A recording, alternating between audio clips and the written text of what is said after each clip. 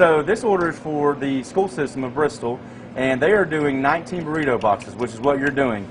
It comes with your choices of protein, chicken, beef, steak, whatever you like.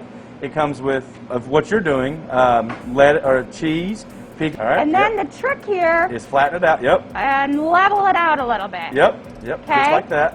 And then we're going to go up. Yep. Remember to tuck the sides in. Tuck the sides. Tuck the front in. And then push down. Go to Gaia, black beans, and the meat. And then what you do is, I think you're going to try to roll one, aren't you? Okay, yeah. You guys have been sort of showing me the technique. You said you lift it first, okay? What if I told you that the chain you've been relying on for late-night tacos may actually be the riskiest stop you could make? From soggy tortillas to meat described as mystery mush, Taco Bell's once unbeatable cheap eats have shifted into a gamble that often leaves fans regretting their order the second they open the wrapper. But here's the twist. Two Mexican chains actually deliver on flavor, freshness, and value. How did that concept come about? That's the story that everyone's wanted to know. So how it started was, a few years ago, we were about to turn 50. So I said, you know what I want? I want to reinvent the taco. Because if you think about it, the taco hasn't changed for 50 years. What do you think was the perception of Taco Bell? Oh, cheap, messy, low quality. That was probably the perception 12 years ago. And I think we've done, hopefully, an amazing job of really turning that around. It's corn, it's yellow, and it's folded in the shape of a taco. There's been innovation in buns and burgers and everything else, but there's been no innovation in tacos. So I said to the team, let's reinvent the taco. Which ones are worth your time and which are guaranteed disappointment? Stick with me, because by the end, you'll know exactly where not to spend your money. Before we move on, I'd like to ask you a small favor. If you appreciate this content, please take a second to like this video and subscribe to the channel. Over 98% of you watch the videos without subscribing. It costs you nothing, but it makes a huge difference to us. So did you click the subscribe button? Great. Thank you so much. Now back to the video. Chips. The head of Chipotle these days feeling optimistic. The model at their 3,700 restaurants across the country, fresh food served with a smile at a fair price. And it's the price, whether at Chipotle or anywhere else, customers think about. President Trump now signaling those tariffs could roll out as early as this week, which may mean higher prices on things like avocados and tomatoes. We're all vying for share of wallet with the same consumer. CEO Scott Boatwright, near Chipotle headquarters in Newport Beach, says that's the kind of thing that keeps him up at night. Economic pressures like inflation and the potential for new tariffs on Canada and Mexico. What happens when the chains we once trusted with late-night cravings no longer deliver on even the basics? For years, Taco Bell owned that space. It was the spot you knew would be open when everything else around town shut down. A run through the drive-thru meant cheap tacos stacked in paper sleeves, nachos loaded enough to share, and burritos heavy enough to carry you through the night. It wasn't fine dining, but it didn't need to be. Reliability was the product, and people trusted it. That trust began to fade as the small shortcuts piled up.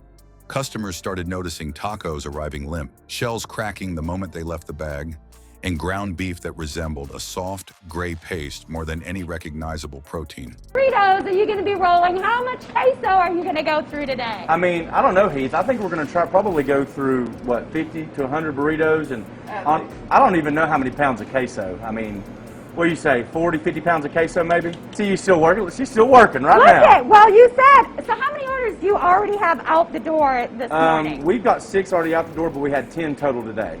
Oh my goodness. And those are literally on the road all over the place, right? Correct. I mean, we literally go through queso on the weekends during our busy times. We probably go through 50 to 60 pounds of queso on a given weekend. And that is, but we're thinking we're going to be a whole lot busier than that. You'd expect chips to crunch, but instead they often felt stale before even meeting the watery salsa ladled into tiny containers. Portion sizes shrank from generous fillings to scattered spoonfuls that left more empty tortilla than actual meat or cheese. Meanwhile, the prices inched upward, eroding the one thing that made Taco Bell's flaws forgivable in the first place: its value. These were not isolated complaints. The convenience once celebrated became a gamble. Were you going to unpack your order and find the satisfying meal you remembered, or a sloppily wrapped shell leaking onto its wrapper? The risk grew until even loyalists admitted that Taco Bell had turned into a roll of the dice. A late-night fix was supposed to be a relief, not a disappointment waiting to happen. When that door seemed to be closing, a new one opened. Chipotle surged in as the supposed upgrade: fresh ingredients, a build-it-yourself system, and burrito bowls that felt substantial. Walking down the line, choosing rice, beans, meat, vegetables, Then finishing with a scoop of salsa made the meal feel personalized.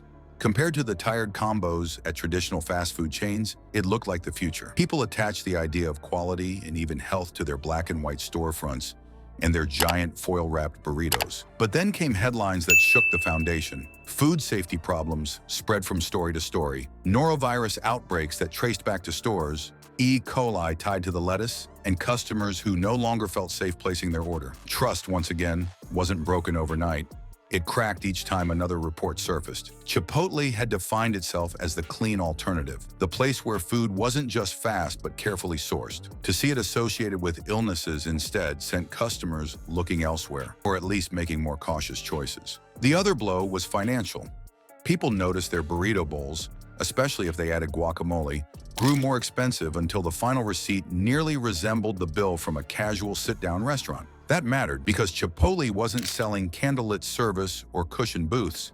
It still offered metal tables, line waiting, and trash cans you cleared yourself. When the cost nudged against real restaurant meals, the value slipped away. Fast casual was supposed to bridge the gap, but for many wallets, it simply felt overpriced. Both Taco Bell and Chipotle show how quickly loyalty disappears once consistency does. One was too careless with quality, the other careless with safety and pricing. The names are different, the strategy's different, but the outcome is similar. Customers walked in expecting reassurance and left questioning whether they'd return. And they aren't alone. Take Moe's Southwestern Grill. Walking into a location means bracing for the hollered, "Welcome to Moe's" greeting, a gimmick that often feels more forced than fun. The food doesn't make up for it either. Corn salsa that lacks flavor, queso that cools to a congealed blob, and burritos that never seem seasoned enough keep it from standing out. Energy fills the room, but taste rarely justifies it. Then you have Del Taco, a chain pulled between two identities. Burgers and fries fill part of the menu, tacos and burritos fill the rest.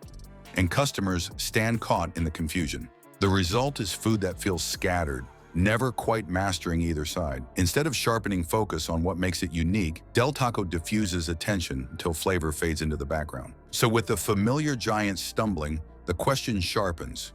Who still serves food you can count on without regret? Amid long menus and crumbling standards, two names still command respect. Chuy's keeps its focus tight, jalapeno dip that actually burns with flavor, fajitas that arrive hot enough to sizzle on the pan, tortillas thick enough to hold everything together. Torches takes the opposite path, building tacos that never play safe, yet never feel like gimmicks. From brisket folded in smoky sauce to toppings that keep their food truck heritage intact, it stays inventive without losing balance. Skip the chains that gamble with inconsistency. Choose the ones that prove value through flavor. In food as in strategy, knowing your strongholds matters.